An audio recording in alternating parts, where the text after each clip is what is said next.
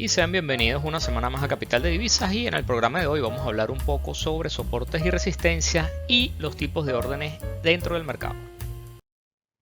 Y bien, antes de comenzar hablando de soportes y resistencias, vamos a ver un poco las fuerzas participantes dentro del mercado y haciendo un símil a la imagen que te muestro de una competencia de estirar la cuerda. Dentro del mercado vamos a tener dos grandes grupos activos que son los compradores y los vendedores.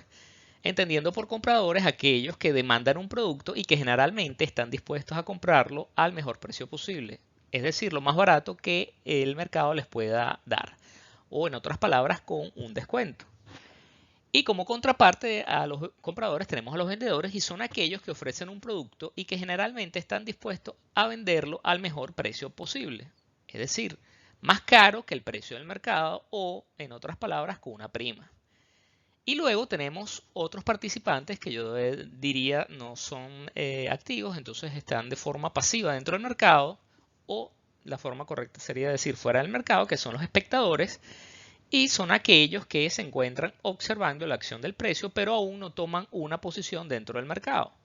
Mientras se encuentran en equilibrio compradores y vendedores, la cuerda va a estar en el centro, va a estar en el equilibrio, y una vez que espectadores se incorporen dentro del mercado, van a generar un desbalance entre compradores y vendedores dependiendo de la posición que tomen, y van a generar que la cuerda se inclina hacia un lado o hacia el otro, es decir, hacia la zona de compra o hacia la zona de venta. Y todo eso se genera en el mercado, y el mercado no es más que el lugar donde se llevan a cabo las negociaciones entre compradores y vendedores, y donde se ejecutan las negociaciones de forma eficiente. Bien, entonces vamos a definir lo que es un soporte, un suelo. Se trata de una zona o un nivel de precios dentro del gráfico por debajo del mercado, donde el interés por comprar es lo suficientemente fuerte como para vencer la presión vendedora. Y lo que sería en el lenguaje de la oferta y la demanda es una zona básicamente de demanda, y donde se localizan las primeras órdenes de compra, o como lo quieras ver también puedes decir donde se localizan las últimas órdenes de venta que mudaron el sentido de la tendencia previa. Es decir, si lo vemos aquí en el gráfico, en este punto se acabaron las órdenes de venta y comenzaron a entrar órdenes de compra que llevaron al precio a un desequilibrio y a un cambio de dirección hacia el alza.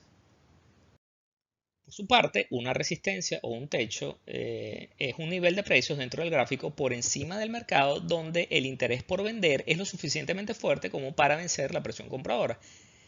Y traduciendo esto en el lenguaje de la oferta y la demanda, es una zona de oferta, y en donde se localizan las primeras órdenes de venta o las últimas órdenes de compra que mudó el sentido de la tendencia previa. Es decir, veníamos en una tendencia, en este caso alcista, y aquí entró una fuerza vendedora lo suficientemente importante, una cantidad de órdenes de venta lo suficientemente importante que anuló o canceló la intención de los compradores de seguir adquiriendo el producto, y se dio un giro en el precio y comenzó a precipitar la cotización del activo.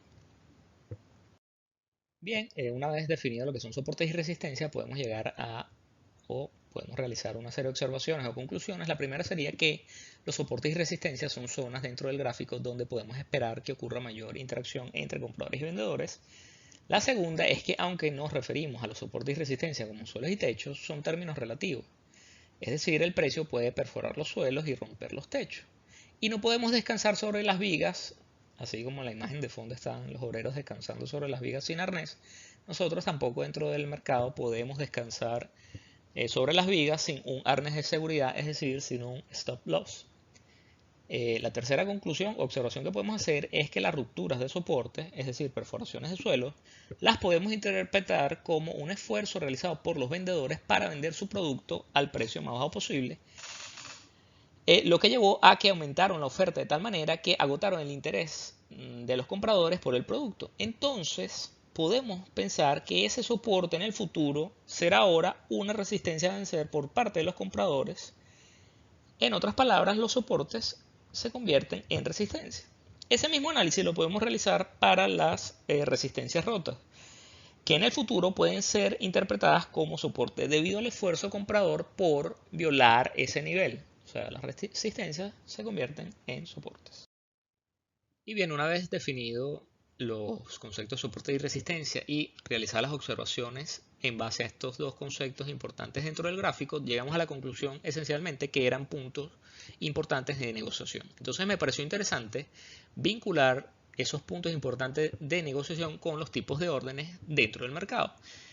Y esto con el fin de resaltar todavía más la relevancia de los soportes y la resistencia. Entonces, te presento a continuación un listado de lo que serían las principales o las básicas tipos de órdenes que podemos conseguir en nuestras plataformas de brokeraje. Y en el ejemplo que te presento en la siguiente lámina, creo que se va a entender mucho mejor. Entonces paso a mencionarlas y vamos con el ejemplo. Las primeras tipos de órdenes que vamos a tener son las órdenes de mercado, luego vendrán las órdenes de stop de entrada, posteriormente las órdenes limit, luego vendrían las órdenes de stop de pérdida, seguido por órdenes de stop de seguimiento, que serían las siguientes más importantes, y finalmente las órdenes de toma de beneficios. Esas son como las órdenes básicas más importantes que vamos a tener. Y en la parte derecha del gráfico te presento, si quieres, primero ve la explicación que va a ocurrir en la lámina siguiente y después si quieres regresas aquí y tomas nota de este esquema de negociación.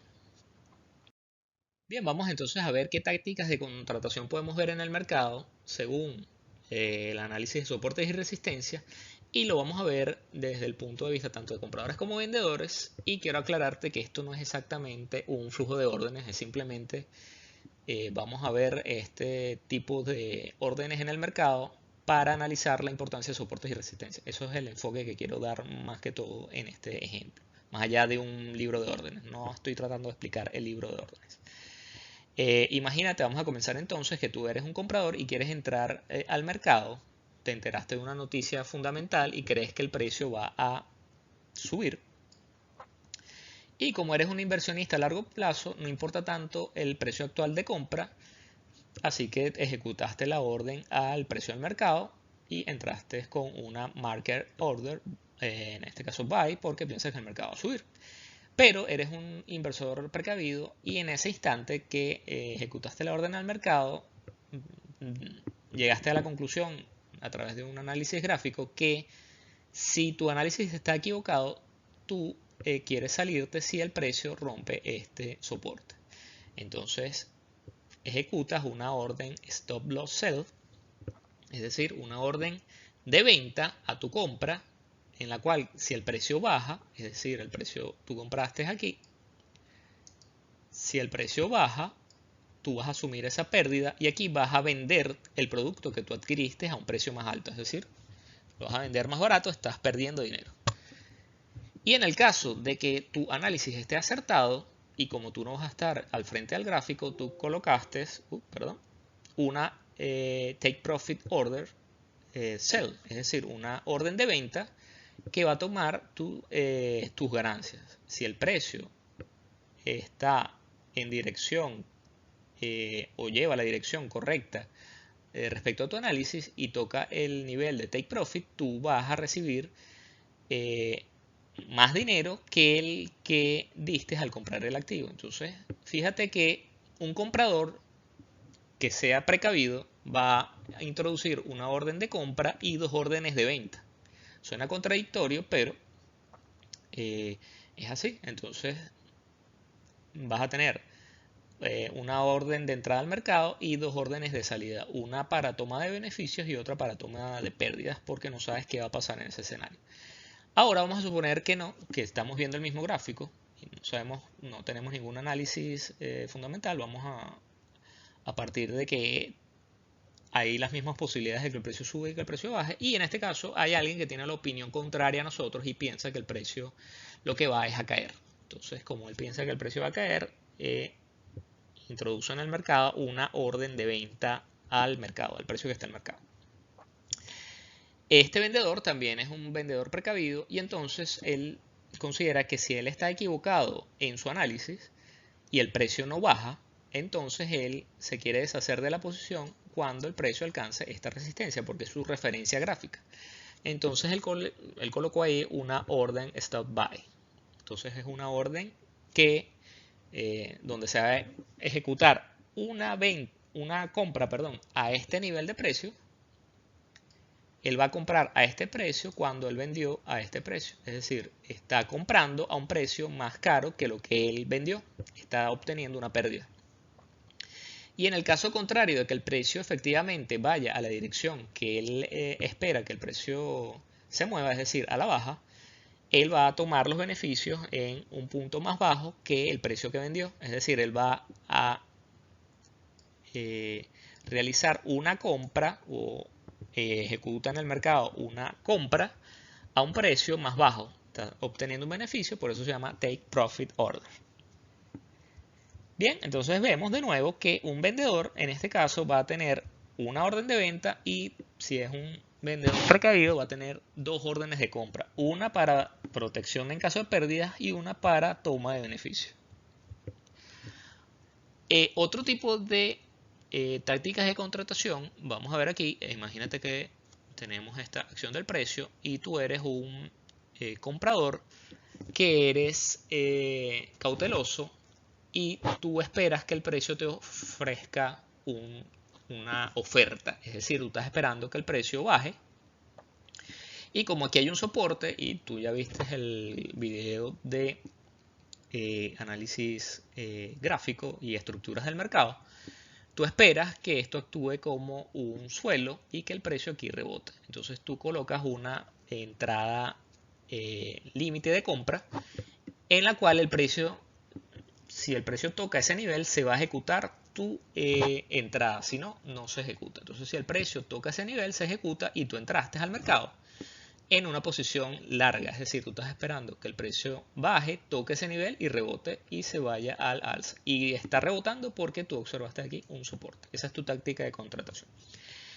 Si tú estás equivocado y el soporte es perforado, entonces tú, al ser un inversor cauteloso, colocaste por debajo de ese nivel, a una distancia razonable, un stop de pérdidas con el cual tú puedes asumir que si estás equivocado en tu análisis vas a perder esa cierta cantidad de dinero y al igual que el otro inversor que fue en compra, tú no estás todo el día frente a la pantalla y entonces colocas una